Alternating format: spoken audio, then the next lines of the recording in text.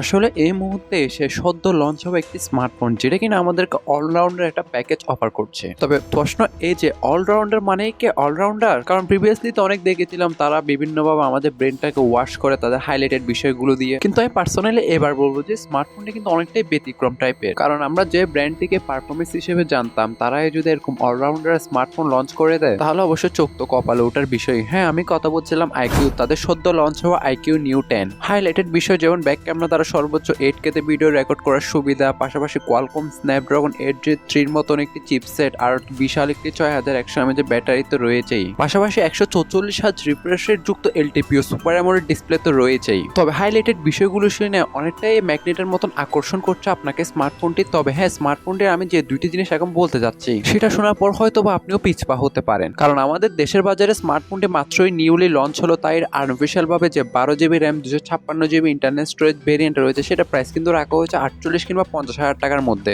এখন দুইটা যে না কেনার বিষয় রয়েছে সেটাও আপনাদেরকে ক্লিয়ার করে দিই। প্রথমত এটা একটা চাইনিজ ভেরিয়েন্ট, এখনো গ্লোবাল ভেরিয়েন্ট লঞ্চ হয় না স্মার্টফোনটি, তাই যাদের চাইনিজ ইউআই নিয়ে অ্যালার্জি রয়েছে তাদেরকে অবশ্যই গ্লোবালটার জন্য অপেক্ষা করতে হবে। আর সেকেন্ড রিজন হচ্ছে যেহেতু স্মার্টফোনটা এখনো নিউলি বাংলাদেশে লঞ্চ হলে তাই প্রাইসটাও খুব বেশি। মূলত এই দুইটা রিজনের জন্য হয়তো অনেকেই পিছুপা হতে পারে। স্মার্টফোনটির স্পেসিফিকেশন সম্পর্কে কিছু বলা যাক। প্রথমে কথা বলা যাক স্মার্টফোনটির ডিজাইন সম্পর্কে। ডিজাইনগত দিক দিয়ে আহামরি তেমন খুব একটা চেঞ্জ এনেছে তা না, অনেকটাই তাদের আগে যে নিউ সিরিজের লাইন আপ রয়েছে সেটার মতনই ডিজাইনটা রেখেছে। আর স্মার্টফোনটির ফ্রেমটি দেখে মনে হতে পারে আপনার মেটাল, তবে এখানে প্লাস্টিক ইউজ করেছে। তবে এত দামি একটা স্মার্টফোনে কেন প্লাস্টিক ইউজ করলে আমি বুঝলাম না আর কি। পাশাপাশি আরেকটা বিষয় আপনাদের খারাপ লাগতে পারে, সেটা হচ্ছে এখানে কিন্তু কোনো আইপি রেটিং থাকছে না। হ্যাঁ, এত দামি একটা স্মার্টফোনে কিন্তু আমরা আইপি রেটিংটাকেও মিস করছি। তবে 6100 mAh এর মতন একটি ব্যাটারি ব্যবহার করা সত্ত্বেও স্মার্টফোনটি কিন্তু ওজন করা হয়েছে আপনার 199 গ্রাম। জিনিসটি আমার ভালো লাগলো আর কি। যেটিকে চার্জ করার জন্য কিন্তু বক্সে প্রোভাইড করছে 120 ওয়াটের একটি ফাস্ট চার্জার, যার মাধ্যমে 15 মিনিটে 0 to 50% চার্জ করে নিতে পারবেন, ওটাও অনায়াসে। আর বেসিক ইউজে আপনি 1.5 দিন কিংবা 2 দিনের কাছাকাছি ইজিলি ব্যাটারি ব্যাকআপটাও পেয়ে যাবেন। স্মার্টফোনটির ব্যাকে টপ লেফট সাইডে বসানো হয়েছে স্মার্টফোনটির ডিউল ক্যামেরা সেটআপ ভার্টিক্যাল ভাবে, যেখানে প্রাইমারি ক্যামেরা হিসেবে থাকছে 50 মেগাপিক্সেলের মেন ওআইএস যুক্ত ওয়াইড সেন্সর দিয়ে, সেকেন্ড হাইতে রয়েছে একটা 8 মেগাপিক্সেলের আলট্রা ওয়াইড। জিনিসটা আমার ভালো লাগলো আর কি, কারণ বর্তমানে আলট্রা ওয়াইড লেন্সটা স্বর্ণের চেয়ে দামি হয়ে গেল। পাশাপাশি ব্যাক ক্যামেরা দ্বারা মোটামুটি ভালো লেভেলের ছবিগুলো তুলতে পারবেন, কারণ এতে সেন্সর হিসেবে কিন্তু দেওয়া হয়েছে সনির IMX921। আর ফ্রন্ট ফেসিং 16 মেগাপিক্সেলের সেলফি ক্যামেরা দ্বারাও মোটামুটি ভালো লেভেলের সেলফিগুলোই তুলতে পারবেন। আর সেলফি ক্যামেরা দ্বারা সর্বোচ্চ 1080p 30fps ভিডিওগুলো শুট করা গেল, ব্যাক ক্যামেরা দ্বারা আপনি সর্বোচ্চ